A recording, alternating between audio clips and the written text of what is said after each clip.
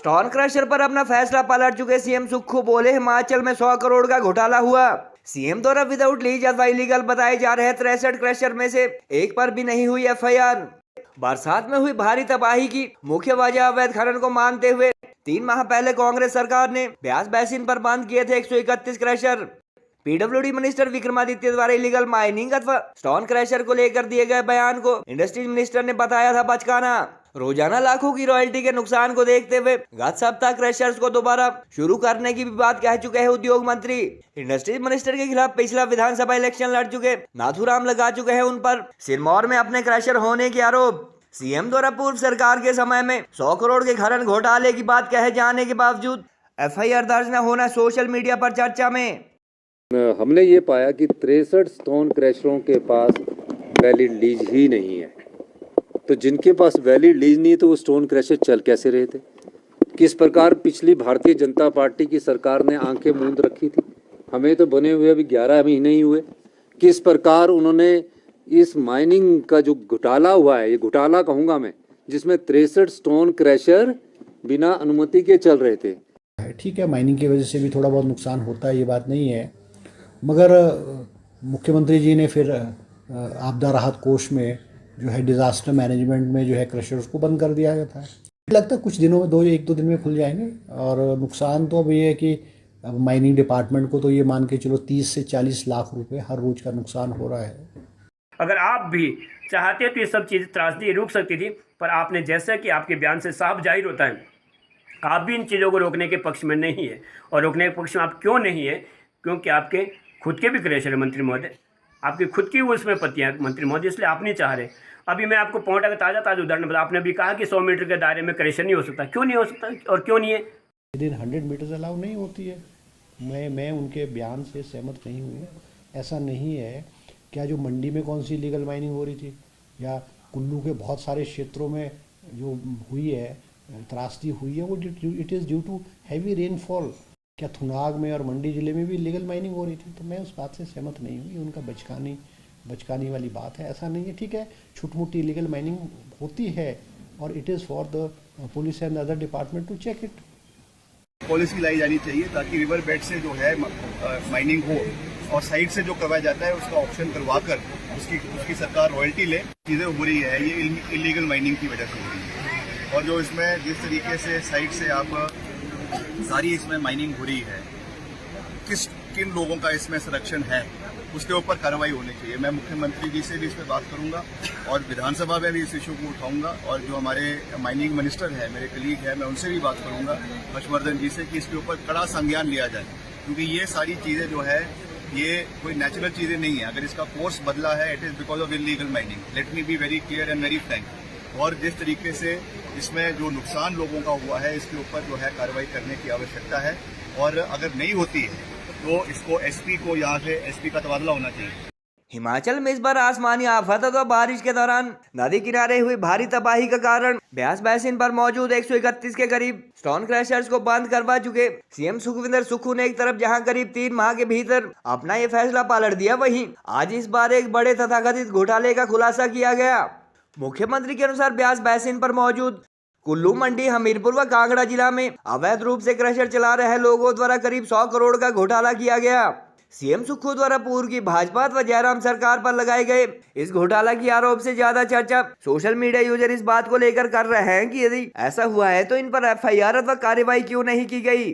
आज पत्रकारों के समक्ष 100 करोड़ के माइनिंग घोटाले का खुलासा करते हुए सीएम ने कहा कि इंडस्ट्रीज मिनिस्टर द्वारा बनाई गई हाई पावर कमेटी की रिपोर्ट के बाद इस बात का खुलासा हुआ। उन्होंने कहा कि ब्यास बेसिन पर मौजूद महज 4 जिलों में विदाउट वैलिड लीज अथवा अवैध रूप से चल रहे केवल 63 क्रशर ने खनन विभाग को 50 से 100 करोड़ तक का ये चूना लगाया, जबकि अन्य जिलों में भी ऐसे घोटाले हुए होंगे। इस मुद्दे पर मीडिया से बातचीत करने के दौरान भी सीएम ने तथाकथित घोटालेबाज क्रशर मालिक, संबंधित अधिकारियों और भाजपा नेताओं पर एक्शन लेने अथवा एफआईआर संबंधी कोई बात नहीं की और बंद पड़े क्रशर ऑनर से अपने दस्तावेज रिन्यू अथवा दुरुस्त करवाने को कहा। मुख्यमंत्री द्वारा भाजपा सरकार पर लगाए गए 100 करोड़ के क्रशर घोटाले के आरोप को लेकर जहां मेन स्ट्रीम मीडिया व बड़े पत्रकारों द्वारा अब तक विशेष रुचि नहीं दिखाई गई, वहीं 11 माह से ऐसे घोटालेबाज खनन माफिया पर एफआईआर अथवा कोई भी लीगल एक्शन न लेने के लिए सोशल मीडिया यूजर प्रदेश सरकार पर सवाल उठा रहे हैं। गौरतलब है कि गत जुलाई माह में कुल्लू में भारी बारिश व बाढ़ से हुई तबाही का कारण पीडब्ल्यूडी मिनिस्टर विक्रमादित्य ने ब्यास नदी पर हो रहे अवैध खनन व स्टोन क्रशर को बताते हुए इस मुद्दे को विधानसभा व उद्योग मंत्री के समक्ष गंभीरता से उठाने की बात कही थी। उनके स्टेटमेंट के कुछ ही दिन बाद इंडस्ट्रीज मिनिस्टर ने इलीगल माइनिंग से बरसात में भारी तबाही की बात को बचकाना करार दिया था। बरसात में ब्यास के साथ लगते जिलों में भारी तबाही का कारण मानकर स्टोन क्रशर को बंद करने के फैसले पर सुक्खू सरकार 3 माह भी नहीं टिक पाई और जानकारी के अनुसार इनमें से कुछ को जल्द चालू किया जाएगा। गत सप्ताह उद्योग मंत्री हर्षवर्धन चौहान इस मुद्दे पर पत्रकारों से बातचीत करते हुए साफ साफ कह चुके हैं कि क्रशर बंद होने से सरकार को रोजाना हो रहे 30 से 40 लाख के रॉयल्टी के नुकसान व प्रदेश में रेत बजरी के संकट को देखते हुए सरकार अथवा सीएम जल्द इन्हें दोबारा शुरू करने जा रहे हैं। गत जुलाई माह में उद्योग मंत्री द्वारा इलीगल माइनिंग से तबाही संबंधी विक्रमादित्य के बयान को बचकाना करार दिए जाने के बाद उनके खिलाफ विधानसभा इलेक्शन लड़ चुके आप नेता नाथूराम ने सिरमौर में मंत्री के अपने क्रशर होने के आरोप लगाए थे। बहरहाल महज 3 माह में अपना पर्यावरण हितैषी स्टोन क्रशर बंद करने का फैसला पलट चुके सीएम आज प्रदेश में 100 करोड़ के माइनिंग स्कैंडल का बड़ा दावा कर चुके हैं। हालांकि कुछ अर्सा पहले डिप्टी सीएम ने भी खनन माफिया की संपत्ति जब्त करने की बात कही थी और दोनों के इस तरह के बड़े बड़े दावों के बावजूद घोटालेबाज खनन माफिया पर अब तक एक्शन होता नजर नहीं आ रहा है। स्टोन क्रशर पर हमने माननीय उद्योग मंत्री को जो हमने डिजास्टर के तहत एक हाई पावर कमेटी बनाई थी, उस कमेटी ने फैसला लिया और ब्यास बेसिन में जिसमें कुल्लू, मंडी, हमीरपुर, कांगड़ा के जो स्टोन क्रशर्स थे उसमें 131 के करीब स्टोन क्रशर पाए गए। 3 स्टोन क्रशर ऐसे थे जो नहीं चल रहे थे, लेकिन जब हाई पावर कमेटी ने हर स्टोन क्रशर में जाकर देखा तो हमने ये पाया कि 63 स्टोन क्रशरों के पास वैलिड लीज ही नहीं है। तो जिनके पास वैलिड लीज नहीं है तो वो स्टोन क्रशर चल कैसे रहे थे? किस प्रकार पिछली भारतीय जनता पार्टी की सरकार ने आंखें मूंद रखी थी? हमें तो बने हुए अभी 11 महीने ही हुए। किस प्रकार उन्होंने इस माइनिंग का जो घोटाला हुआ है, ये घोटाला कहूँगा मैं, जिसमें 63 स्टोन क्रशर बिना अनुमति के चल रहे थे, तो हमने अपनी रिपोर्ट में माननीय उद्योग मंत्री को भेजी है और उद्योग मंत्री से हमने कहा है कि जिनकी पास माइनिंग लीज है उन स्टोन क्रशर को खोल दिया जाए और जो जनरेटर सेट के माध्यम से कई स्टोन क्रशर चल रहे हैं, जनरेटर सेट लगा हुआ। अब जब जनरेटर सेट लगा हुआ तो हमारे पास जो माइनिंग का बिल आता है तो बिजली के उसके मीटर के आधार पर आता है, तो वो तो कोई पैसा मिला ही नहीं हमें। और ये भी कहा है कि जिसकी भी वैलिड परमिशन है और कुछ कमियां, उस कमियों को अगर दूर किया जाता तो उन स्टोन क्रशरों को भी आप खोलिए और उसको सिंगल विंडो के तहत हम अभी लाने के प्रयास कर रहे हैं।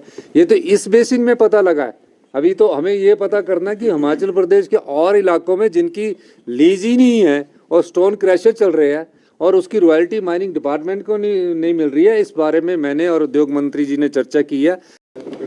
ये अभी तो हमने तो अभी देखा है, तो हमने तो अभी वो देखा, अब उद्योग विभाग इसको देखेगा कि कब से इनकी लीज कैंसिल है, कब से लीज नहीं मिली है और क्यों ऐसे चल रहे थे। तो ये तो 4 डिस्ट्रिक्ट का है, तो हमने मुझे हर्षवर्धन चौहान जी ने कहा कि मैं और डिस्ट्रिक्टों की भी पता करता हूँ कि क्या इनकी लीज खत्म हो गई है और उस लीज के आधार पर क्या स्टोन क्रशर चल रहे हैं, क्यों चल रहे हैं। ये तकरीबन मेरा ख्याल है कि 50-100 करोड़ रुपए का राजस्व नुकसान तो हुआ है पिछले 5 साल में जो भारतीय जनता पार्टी। अभी तो हमने इसमें स्टडी नहीं किया, लेकिन मेरा ये मानना है कि जिनकी लीज नहीं है, मैं सभी स्टोन क्रशरों से कहना चाहता हूँ वो अपनी लीज को रिन्यू करे।